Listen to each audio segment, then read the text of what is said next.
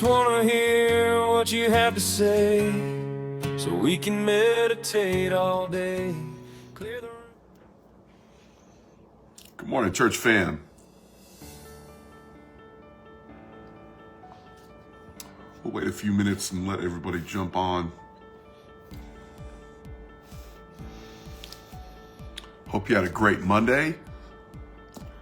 It is Tuesday morning, I believe. Somebody double check me on that, will you?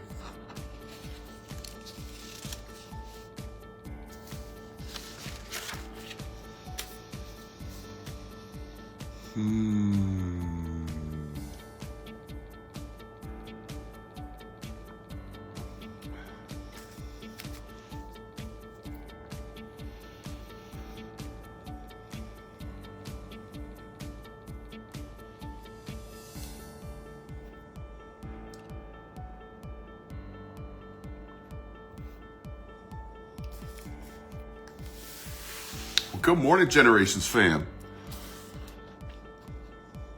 Hope your week is off to a great start. Welcome to the Morning Watch.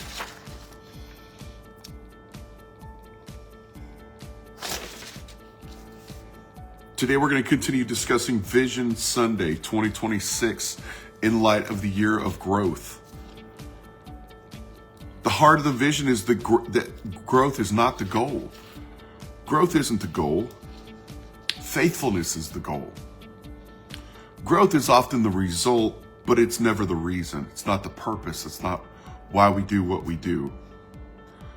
Our desire is to grow, not necessarily in attendance, and not just in numbers, but growth in the individual, growth in maturity, growth in obedience, growth in depth, and growth in discipleship. And why is that? Because anything that grows fast without roots eventually falls over.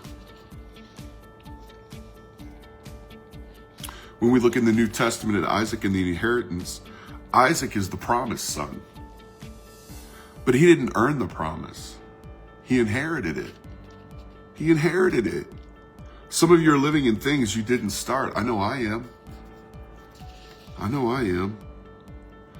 But inheritance still requires faithfulness. It requires faithfulness. It requires dedication. It requires consistency. And just because God gave it doesn't mean it will be easy. There is very little on this planet that's easy, especially when it comes from a natural source. And we're going to experience famine seasons. Of course we are. Genesis 26:1 states, "Now there was a famine in the land besides the former famine that was in the days of Abraham." So what is famine? What is famine? Famine is pressure. Famine is when life doesn't look how you expected. Famine is when bills are tight, when prayers feel unanswered, and when obedience feels costly. And here's the temptation. The temptation is Egypt.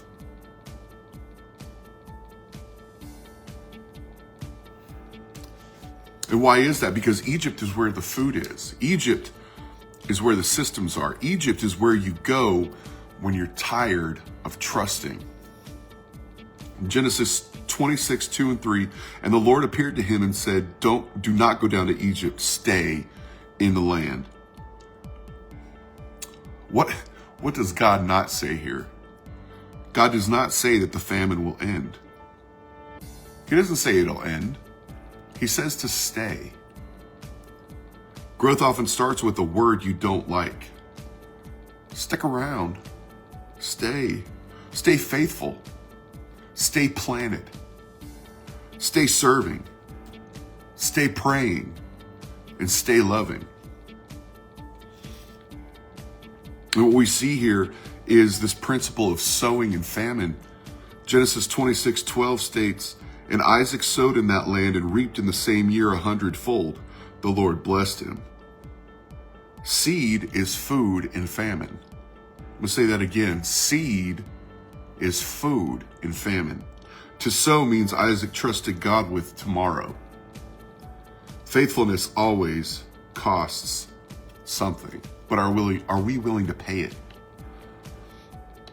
We're going to find that there's going to be opposition to this growth.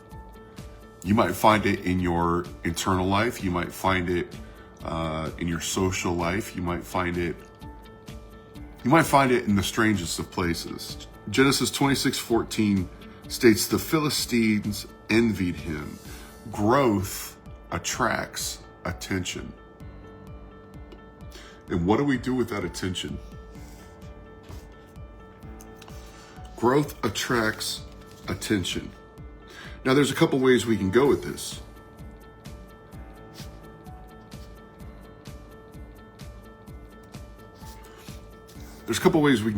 Growth attracts attention. Now, one way that we could take this growth and take this attention is to start seeking more of it. Can I warn against that? I've done that before. Growth attracts attention, and attention can give you a big head. It can fill your ego. It can distract you, and it can make your growth collapse, because what happens if we get a big head and we have no roots? We fall over. Pride comes before a fall. Now look, growth attracts attention. Church growth attracts attention. Good morning, Miss Sharon. I'm so happy to see you this morning. Man, we love you guys. Growth attracts attention. I've experienced this in my own life, and I got a big head and I fell over. Would you consider doing something a little different than I did? I did that several times in my life. And I didn't learn from the first one. And I don't think I learned from the second one or the third one, but I learned it. Growth attracts attention. What are we going to do with that?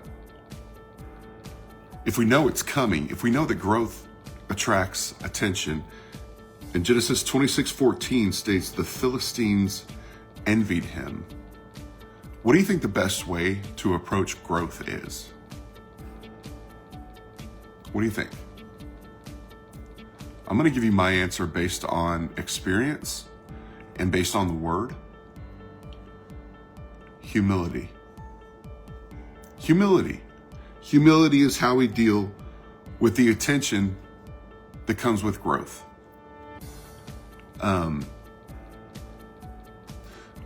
Pride is a satisfying drug. It is.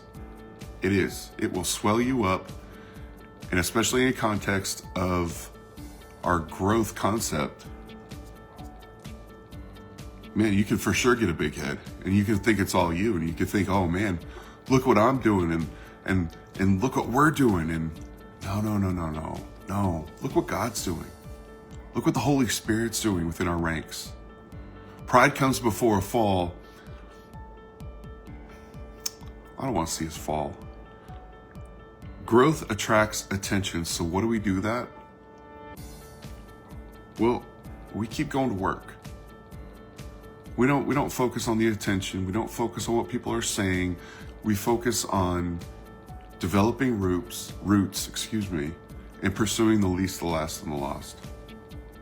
I've gone down the other road, and it's not worth it. Please don't. Please don't take arrogance in what God is doing. Would you do that for me? Would you just seal that in your heart for me? Let's remain humble. Even if numbers grow, which, not really worried about that. I'm worried about who we have now and the fact that we're growing roots. Growth attracts attention. One of the best ways that we can handle that attention is with kindness and humility. Church growth, man, that's great, but that'll come and go. But developing these root systems by sowing in the famine, by dealing with the opposition to growth, and dealing with it in humility. If things are going great, we're going to be humble about it. If things are hard, we're going to keep working. Not everyone will celebrate what God is doing in your life. Listen, if you're new to church, or if you're old to church, if you're kind of new to faith, not everybody's going to celebrate what you're doing in life. For those who are a little more mature in their faith, you probably already know. You're probably already aware that not everyone will celebrate what God is doing in your life. And how do we handle that? With humility. With humility. I know I've been jealous of other people, for sure, my whole life. Yeah, I've been jealous of other people. And sometimes obedience brings opposition. I often find that as a benchmark of success. But also, I think it's important whenever we have opposition to review it. Perhaps just because I'm being obedient doesn't mean I'm always doing it right. There's always time for self-reflection. There's always times for self-reflection. Sometimes obedience brings opposition, though. And what do? We remain steadfast. That was the remix. You're right. We remain steadfast. We remain humble because we're still learning. We're still learning. So let's talk about the wells. The wells. The water wells. Wells were generational. Wells were generational. The enemy is not attacking Isaac's present, he's attacking his future. And wells represent source. It represents sustenance. Where do you draw from? What wells are we called to draw from? Because we can get off track if we get digging into the wrong well. Our prayer life is a well. Our prayer life is a well. Your marriage is a well. Your integrity is a well that you can pull from. And your church family is a well that you can pull from.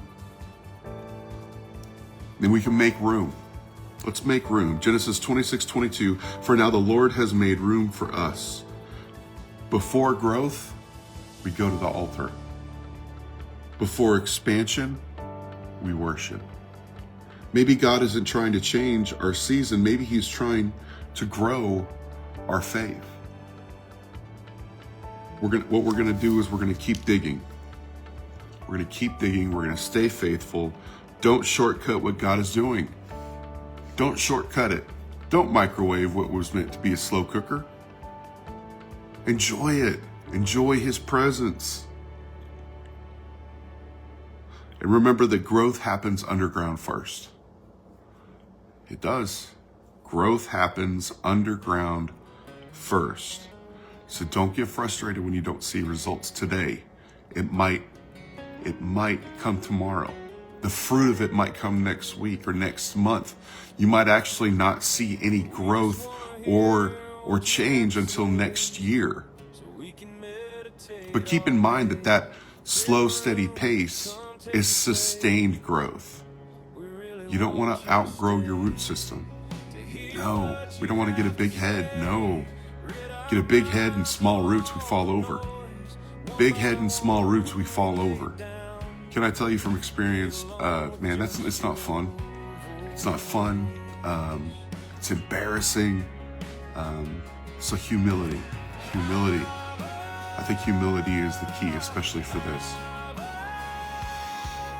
Man, it's been a beautiful morning. Thanks for being here on the Morning Watch. I'm Pastor George. I hope you have an amazing day. If you're part of our church family, man, don't forget tomorrow we have Wednesday night Equip with Pastor's Class, Truth Seekers, Kaya. Good morning, Heather. And thank you, Sharon. Man, it's great to see you today. Yes. As our church family begins to wake up, I'm so honored to be able to spend a little bit of time with you.